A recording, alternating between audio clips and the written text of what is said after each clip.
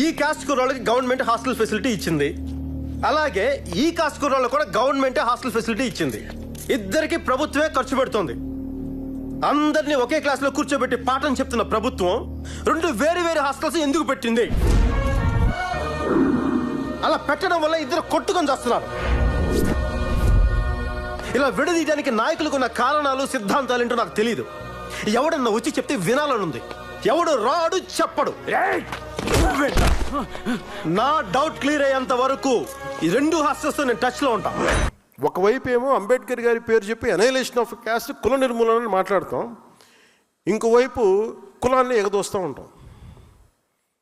BC schools, BC social welfare, SC ST welfare అని మనమే విడగొట్టి ఇవన్నీ చేస్తుంది జరగవా? అసలు పిల్లలకి కులం లేకుండా చేయవచ్చు కదా. ముందు అసలు ఒకటే స్కూల్ ఎందుకు పెట్టకూడదని ఆలోచన కలుగుతూ ఉంటుంది. ఎవరికి ఆలోచన అసలు నేను పెడదామా లేదా అంటే ఒకసారి మాట్లాడాల్సి వస్తుంది. ఎందుకు పబ్లిక్ డిస్కోర్స్లో మాట్లాడుతున్నా అంటే, before I speak in cabinet I want this to be in public discourse. SC ST schools అని పెడతారు, బీసీ స్కూల్స్ అని పెడతారు. అంటే మీరు చిన్నప్పుడు వేరు చేస్తుంది కదా సొసైటీ. అని మీరు వేరు మేము వేరు. పిల్లలందరూ కనీసం పిల్లలకైనా మన చండాలం మన దరిద్రం మనందరికి వచ్చేసింది అనుకుందాం. మనం మార్చుకోవట్లేదు. అట్లీస్ట్ పిల్లలన్నా చేయాలి కదా. మన మధ్యన ఎవరు హైకోర్టు జడ్జి, మన సుప్రీంకోర్టు జడ్జి ఎవరు మాట్లాడుతారు, హైకోర్టు జడ్జి థింగ్ ఉత్తరప్రదేశ్,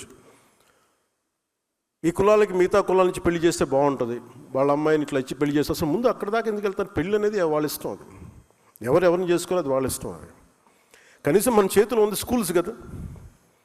స్కూల్స్లో కూడా మనం చేయలేకపోతున్నప్పుడు ఇంకా కరెక్షన్ ఎప్పుడు మా కుల నిర్మూలన అనేది జరగదు ఇప్పటికీ. నాకు అందుకు అనిపించింది, అలాంటి ఉండబట్టి ఈ రోజున రెచ్చిపోయి ఎవడు పిఠాపురంలో మాట్లాడుతూ ఉంటే పిల్లల మధ్య మాట్లాడుకునే మాట అది ఇద్దరు విభిన్నమైన కులాల నుంచి మాట్లాడుతున్న సమాజం విచ్ఛిన్నం అయిపోతే బతుకుతూ చెప్పండి.